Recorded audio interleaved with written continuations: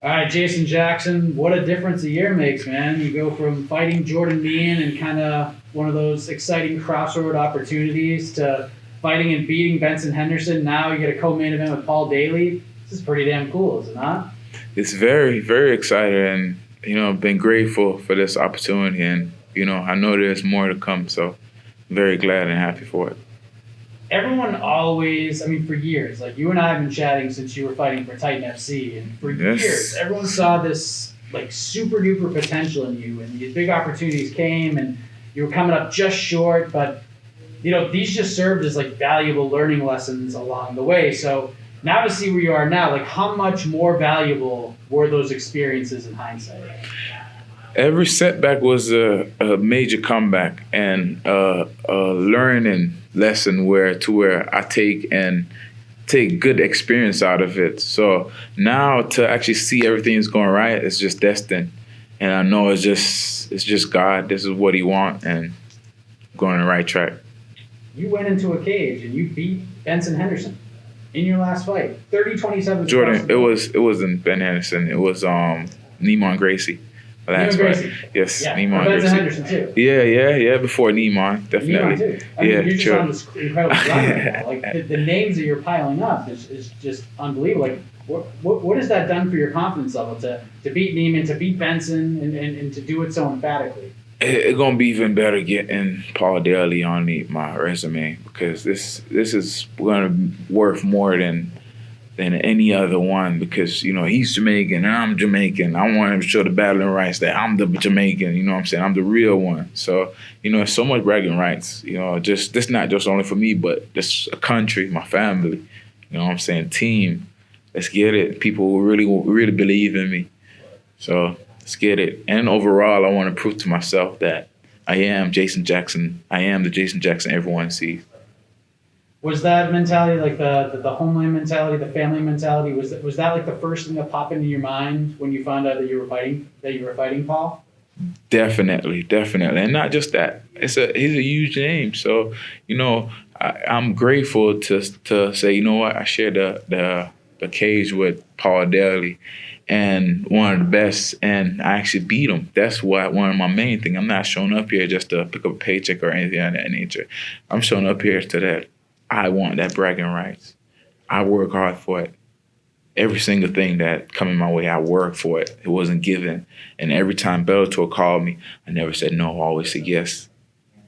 What did you think of the fan reaction to this fight? Because this is universally praised. As soon as everyone saw it, everyone was like, "Ooh, this is a good one." Like, did you notice that everybody was all in on this one? I didn't. I really didn't buy too much into that. But I just really feel like it is a good matchup, and he's on a 3-fight win streak, and I'm on a 4-fight win streak. So everybody want to see that we both kind of have a similarity in style. We have that explosive fiber, explosive muscles, and he can punch, and I can punch too. But also I know how to do other things.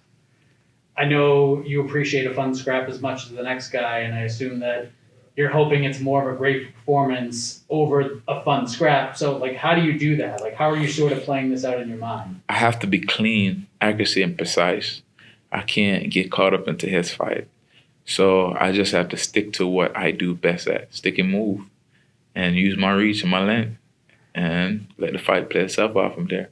Well, if it does get into a scrapping situation, it looks like you'll be ready because I saw that one Raymond Daniels made the trip over to Sanford MMA. I know you didn't get like a ton of time with him, but there are a lot worse people to have around to get you ready to fight Paul Daley than Raymond Daniels, right? No, Daniel is definitely a godsend.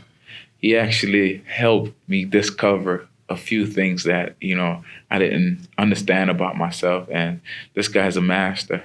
And I'm grateful to have him in my presence for this camp, because he definitely worked with me on some things. Like what? Like what? You don't have to like give away game plans and stuff. Like what did he help you discover that you didn't know before?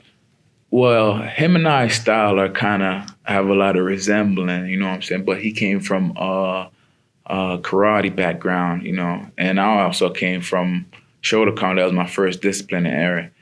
But some of the movement angles and attacks, it's like a chess games, so stuff that you didn't know. But once you go against a real master, it's like, wow, you just open my mind and my potential and my mindset to so much other different things that it just was not there. And I just want to thank Raymond Daniel for that. He's like the real life Bruce Lee. He's just left me with some wisdom for the way. Isn't that wild, like how timing works? Because if Gilbert Burns isn't fighting Stephen Thompson, like he may not have been there. You know what I mean? Like, is it just like weird how timing works out sometimes? Yeah, it was awesome, man. Actually, it was a humbling experience, and I'm glad Gilbert could have, done that for me. I thank him as well. Like, man, I'm happy that I had you to actually introduce me. Me to connect right, because I'm blessed, and that's one guy I won't fight in Bellator. Bellator offered me to fight him. Who would want to fight that guy? No. But he was telling me that, and I was like, no, you got the other way around, bro. You got the other way around. You got me into this. I still want to do that 2-touch kick. That's the one thing you had inspired me from, way back before I even got where I'm at. I always want to be like you. Yeah, we don't need to fight. Just come and we'll spar once in a while, That's enough. Yeah. So, I mean, there's obviously two other gentlemen who are going to have a vested interest in this fight because they're fighting for the title, Douglas Lima and Yaroslav Amosov, who, it's a big one. And I know Scott Coker's mentioned that he feels like MVP is next in line. But do you feel like if you go out there and you beat Paul Daley, do it impressively, you could just leapfrog right over him? Well, I could leapfrog over him regardless, because if he's chasing the guy who gave him his one loss. If Amazons win the belt, it's out with the O and in with the new. So it's me versus Amazon. So you can go fight MVP and regain and figure out if you want to get the title shot afterwards. So it's all up in smoke. So do you feel like it's better for you if you win? And Amazons win, then we both fight for sure. Yes, out with the O and with the new. Let's get it. No disrespect. Those guys, they had their time. They done, tremendous stuff to contribute to Bellator and Showtime. And, those guys right here, they already made their money.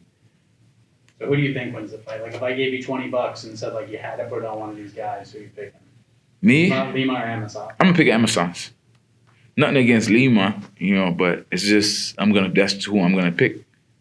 And that's what you want too. That's what I want. That's what I'm going to pick. Put it into the world? Yeah. And now me and the Amazons, we already agreed that, you'll be the right opponent, I'll be the right opponent, and it will be all business. And then afterward, we get it out of the way, we could be great friends. You guys talked about this already? Absolutely. What, DM or like? No, face to face. We mans. What you mean? DM. I don't know. We man. We shook hands and say it's all business. You know what I'm saying? We have mutual friends, and definitely, from both ends, mutual friends always say the same similar things about both of us. We are great. We got family. We are business. We all smile. We do nothing. We're nothing personal when it comes to it. So it's gonna be great, actually. And I told him like, it's gonna be great. I watch all your fight, and I think you're an amazing fighter, and I can't wait to challenge myself and go against someone that's 25-0, and he's not 25-0 for no reason. So, I'm looking forward to that. So before that fight happens, you get in there with Paul Daley. How does this thing go down? How does it play on your mind? Well, definitely, I'm gonna be looking for the finish, and I'm not gonna stop. The pace that I'm gonna put on him, once he try to catch me, if he can, gonna get him tired. And after then, I'm telling you, it's gonna be nonstop, constant, adrenaline rush pains. It ain't no slow down. I'm not slowing down at all. And I felt like if Sabat would have made it through that second round or even calmed down, it probably would have turned out to be a different fight than it did. But he got tired. So I make sure I don't get tired. I could throw 1,000 punch around and not get tired.